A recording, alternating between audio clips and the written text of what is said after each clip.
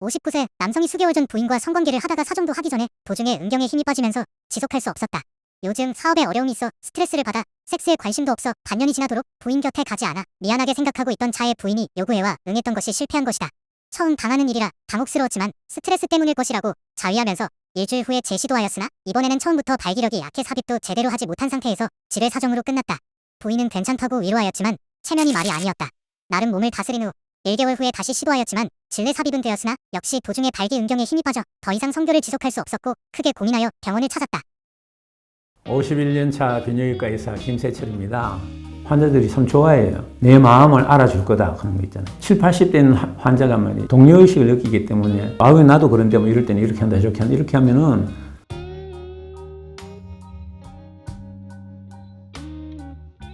노년층에서 발기장애의 가장 중요한 원인은 당뇨병, 고혈압, 고지혈증입니다. 때문에 발기장애로 오시면은 피검사를 하죠. 혈당치, 콜레스테롤치, 그 다음에 성반응에 중요한 역할을 하는 것이 남성 호르몬이기 때문에 피검사를 통해서 같이 검사하게 됩니다. 그리고 소항이 나오는지 염증이 있는지 알아보기 위해서 소변 검사도 같이 하게 되죠. 그러니까 이 환자는 이제 혈당치가 156이 나와가지고 거꾸로 당뇨병이 진단된 경우입니다. 처음에 당뇨병을 알고 오는 사람도 있지만은 단순히 발기장애 때문에 찾아왔다가 거꾸로 비뇨기과 의사로부터 당뇨병 진단을 받는 경우가 있죠. 발기장애로 오는 환자 중에 한 11명이 11%에서 당뇨병이 발견되는 것입니다. 일반적으로 이야기했을 때 당뇨병이 생기면은 이 여러 가지 권태감이라든지 피로감이 오죠. 그래서 발기장애가 나타나는데 이거는 당뇨를 조절하면은 일시적인 현상이기 때문에 일과상으로 지나가 버립니다. 괜찮아집니다. 그러나 당뇨병이 지속적으로 진행되기 때문에 6개월 내지 1개월 지나면은 당뇨병이 원인이 되어서 발기장애가 이제 영구적으로 나타납니다. 당뇨를 아무리 잘 치료해도 발기장애는 비가역성으로 남게 되죠. 그래서 특별히 발기장애에 대한 치료를 별도로 받으셔야 된다는 것입니다. 당뇨병 환자의 30 내지 50%는 당뇨병 앓고 나서 6년 내에 이렇게 발기장애가 동반되는 것으로 되어 있습니다. 발기부전 환자에서 당뇨병을 동반하는 확률이 한 14% 되는데요.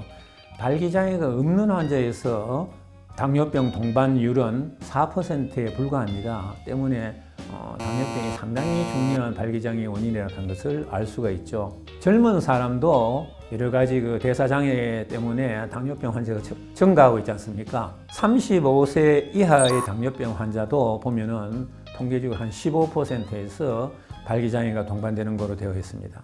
당뇨 치료는 내분비 내과에 가서 별도로 전문의 치료를 받도록 하시고 발기장애에 대해서는 이제 우리가 제일 쉬운 것이 우선은 경구용 약물 치료이기 때문에 그때 필요해서 약을 잡수도록 이야기를 하죠. 보통 보면은 당뇨병 환자가 경구용 발기부전 치료제를 복용했을 때 성공률이 한 60% 됩니다.